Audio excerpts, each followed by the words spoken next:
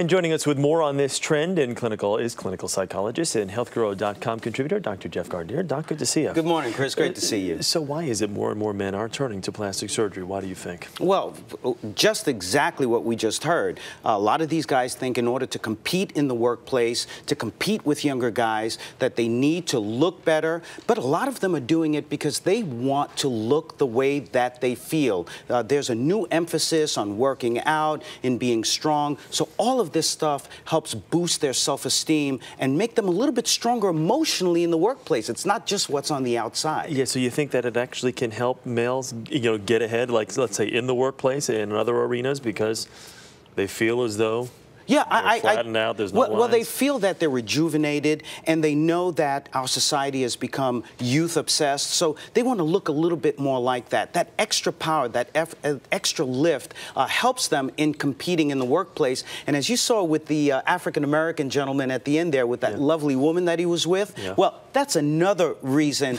that a lot of guys are getting this work done, because they want to be able to compete against younger men for some of the women that are out there in the dating world. You mentioned the word obsessed. It is a little obsessive, though, isn't it? I mean, some people can go a little too far. Well, we know that if you are just relying on the outside to be able to prove who you are, what your personality is, what your true strength is, then you may become obsessed and you're getting all of these procedures, but you're not really working on what's on the inside. So it's a combination of both, and why plastic surgeons are saying, look, yeah, go ahead and get these procedures, but if there's some other issues going on with your self-esteem, go ahead and get some therapy and work on yourself on the inside. Plastic surgeons really need to kind of assess what the expectations of a patient are, though. Realistically, I mean, you can turn back the clock a little bit, but you can only do so much. And that's the thing. It really is about moderation, and the plastic surgeons that I've spoken with know this, that it's about looking better, but not trying to get the Adonis look or making yourself looking unreasonable, where people are saying, wow, that guy really does have a lot of work being done.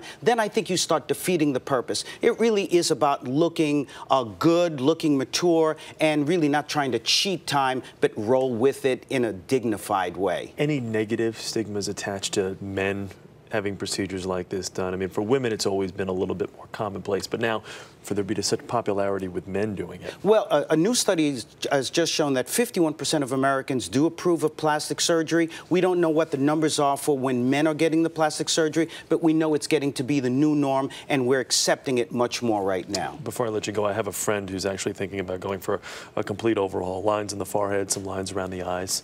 What do you think? Well, I think if it's something that makes him feel better, but if it's someone like you, you don't need it, brother, because you look great. I'll make sure I tell that friend. Thank you. All right. Good to see you. Dr. Jeff Gardere. I saw right through that.